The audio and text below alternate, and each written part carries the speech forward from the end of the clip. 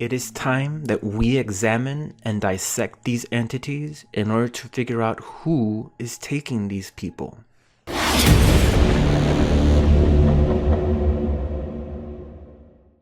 Alright guys, welcome to part 2 of my Missing 411 Suspects series. Nobody else is actually doing this. Everybody's just kind of throwing out suggestions and kind of like ifs and what ifs and maybes. I am going to do this in a way that I combine them all.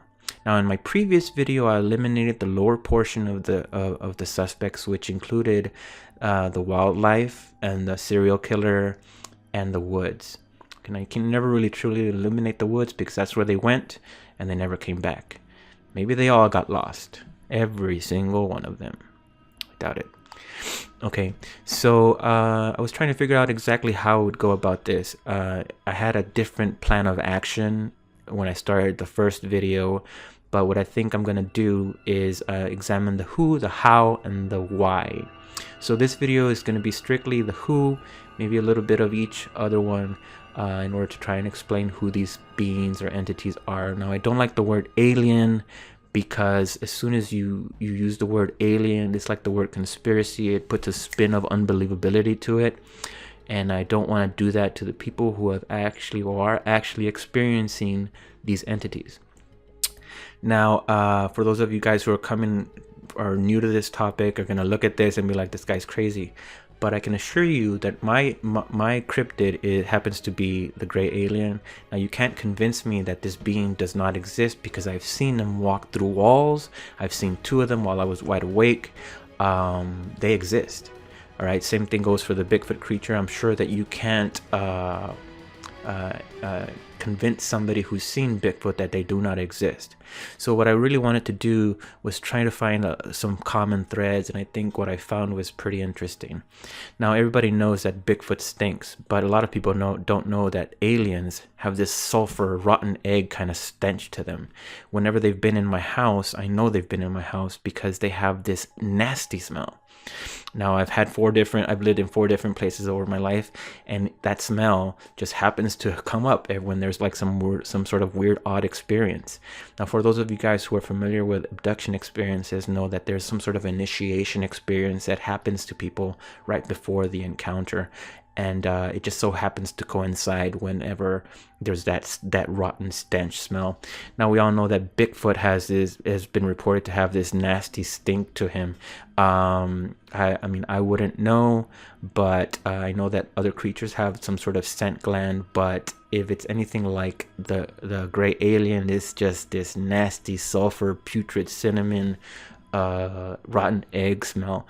And I've heard that people can't really, in some of the stories, that people can't really pinpoint the smell, just that it smells like the dirtiest thing.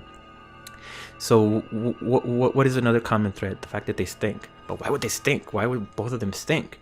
Now Rob Schneider says that wherever the Dulce base or wherever it was that he was excavating to build the deep underground military bases for the military, that he ran into some of these beings and that they stank to high heaven. Now I'm not exactly sure where he was at, but I'm assuming that it was in one of those areas where Bigfoot sightings are prominent. So what do we know about Bigfoot? That they live underground? We don't really know anything about Bigfoot. Like when you really put this into research, there is no real primary or secondary sources that you can corroborate any information with. So what is our source? What is our resource? Our source and our resource is the stories, the human people, the people who are experiencing, who are living this stuff. That is our source. That is where we're getting our information from, okay? So when you have people saying that aliens stink, and you have people saying that Bigfoot stink, and then you have CIA agents and people who are defecting from the military who are giving up their information, they're saying that these guys stink. Come on, guys. So what I did, and I'm gonna use this in a subsequent video, but what I did is I put together some maps. Everybody knows this map. I'm sorry, not this map. This map. This is the missing 411 map, and these are the people who are going missing. And as you can tell, they're up and down California, up and down the Four Corners area in each state. Then you have Mississippi area and up and down the Appalachian Mountains. And then you have the Bigfoot sightings up until 2013. Now, this is too much of a coincidence when you really look about it, but we all kind of know this. We all kind of knew this. But there's another map that nobody seems to be making correlation with, and that is deep underground military bases map. So this is a map from the Alien Research Federation, and y'all know that Danny Philippides guy who went missing in New York, in Whitehall Mountain or White Mountain or something. Look at one of these rail systems that's underground that supposedly can go from one side of the country to the other within like 2 or 3 hours. Look at how far they go from California all the way to I'm assuming that's like the New York area. I'm not completely familiar with that area, but even if he was taken in the general area, he could have easily been taken on one of these trains or bullet trains and deposited over here somewhere. I mean, I don't know. And then you have the Dulce base, which runs. I don't know if that's entirely the Dulce base, because that seems to be pretty big. But I'm sure that each one of those circles is an actual base, and then there's rail systems that connect each one. But if this kind of, I mean, look at this. You have the Four Corners area, and you have all the missing people going in that area, and then you have this map, and then you have general idea of where the people are going missing here. That's kind of scary, guys. So what do we know about the Dulce base? We know that according to Thomas Edwin Costello, and you guys need to watch the video by Expanded Perspectives, preferably on their podcast, but look up Thomas Edwin Costello. They have an amazing retelling, and I promise you, if you watch and listen to that video or that podcast, you're gonna realize that this is bigger. This is something that is happening to the people that are out there in the woods and in suburban areas. It's happening everywhere, and you have to like almost research almost every aspect of ufology, every aspect of Bigfoot, every aspect of everything in order to realize what's going on here. It's just too much of a coincidence. You know what's funny about this dumb map? I call it a dumb map, but it's a deep underground military base map. You see that one going out of Texas? Guess what's in Mexico right there? I just researched what was there, and that's the zone of silence. Coincidence? There's no such thing as coincidence. Don't fool yourself. But this is going to be for another video. But that's just I was kind of just using it as reference for the Bigfoot and the alien stink and the general population of Bigfoot, where they're probably taking people. Because according to and there was a CIA agent that was on Alex Jones, I believe. In the last couple of minutes, he said that children are being kidnapped and taken to Mars. Now people might look at that and automatically kind of write him off, like that guy's crazy, like it's not even a CIA agent, he's probably lying or whatever. Go look up that video. It's only like 1 minute long, not even. He just kind of mentions it, and then Alex Jones like goes off into another topic. But there's another person who says that he's from Mars. That's John Lear. And then you have Daryl Sims, who says that Bigfoot, the gray alien, never mentions the dogman creature, and the reptilian are associated. So Daryl Sims says that these two creatures were working for the reptilian. So now you're starting to have all these people telling you these things. Okay, so sorry, I'm hearing things. Oh my god. Okay, so when you're trying to put together the overlords of the heaven, the gods, it's kind of more of a fringe topic, even in the paranormal world. But what I've started to notice, and I'm sure a lot of other people, like the host of Sasquatch Chronicles and the host of Dogman Encounters Radio, that there are more and more Dogman encounters going on in the world. Like supposedly there's been this huge spike of encounters with Dogman. Why is that? I think it has something to do with the fall of the Cabal, but that's a totally other video. So in order to understand what's going on with these two entities, you kind of have to understand a little bit of constellation lore. And what I've learned, and also what Robert Morningsky says, is that the reptilians were known as the Adi, which literally means overlords. And they're known as the Adian. And An means heaven. So what you have is the overlords of the heavens. Now we all know that the pyramids were actually aligned with the belt of Orion at one point. What do we have beneath, at the foot of Orion? We have the Dogs of War. And to this day it's known as the Dog Star, which is Sirius A and Sirius B. You have the Dogs of War at the foot of Orion, at the overlords of the heaven. Like I mean, I mean, it's crazy, but it's there. You know what I mean? And what do we have here? According to Robert Morningsky, that the Dogs of War were hairless dogs, and this is a sculpture of Anubis, Anu.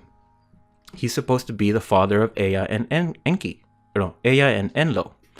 Enki and Enlil. It's a huge family. It's worth some research. So anyways, there is a being that goes between these two beings. So let's say you're a reptilian god and a dogman creature who are also hominids, who are gods, but you need an intermediate person who can fulfill the role of watching over the humans. Because let me tell you, if a dogman creature or reptilian were to show up at your doorstep, you wouldn't be just kind of like, oh, hello, right? You'd be freaking out. You'd probably die of a heart attack by the horrendous look of these creatures. So you need an intermediate being. And who's that? Now, in the past, we had people, in ancient times, we had people known as the Homo capensis. Now, these beings were known as Pharos and, how do I say this? 8,000 years ago, 6,000 BC, there was a god named Ra-Marduk. Ra-Marduk fell. Okay, he was overthrown by the Shetu. Now, who are the Shetu? Now, this is I put together some notes. So we have lizards named the Shetu, who were loyal to the reptilian queen, who overthrew Ra. Ra was a Homo capensis being. This is Nefertiti. So we have the Shetu, who overthrew Ra. Their original mission on Earth was to work for the Homo capensis being, which would be the Anunnaki, who built the pyramids. Now, they were known as stonemasons, but after they overthrew Ra, they were given free reign by the reptilian queen to do whatever it takes to control the Adamus beast, which would be the humans. They became the government for the reptilian queens because when Ra left, he left the administration of his kingdom to his pharaohs. So you have the Ra-Ka pharaohs, Ka meaning father essence. So you have the Ra-Ka pharaohs, and I think you know where I'm going with this. And then you have his children, the Ra-Ka shields.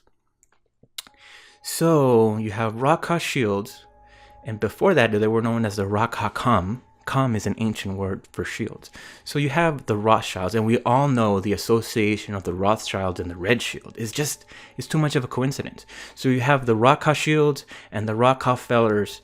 So you have the Rockefellers and the Rothschilds in control of the administration of the world and the money in 8,000 BC. Okay, so supposedly, according to Robert Morningsky, They became the government for the reptilian queen. They keep humans in order. Shetu is the root word for shadow. So at the end of everything, so you have the shadow government of the Freemasons. So it's too much of a coincidence. Now I'm going to leave a link to the Terra Papers video that I got some of that information off of in the description. Sorry. So hopefully you guys can go and research that stuff because it seems pretty interesting. Well, like what's really interesting about this whole topic is that like Carl Sagan said, extraordinary claims require extraordinary evidence.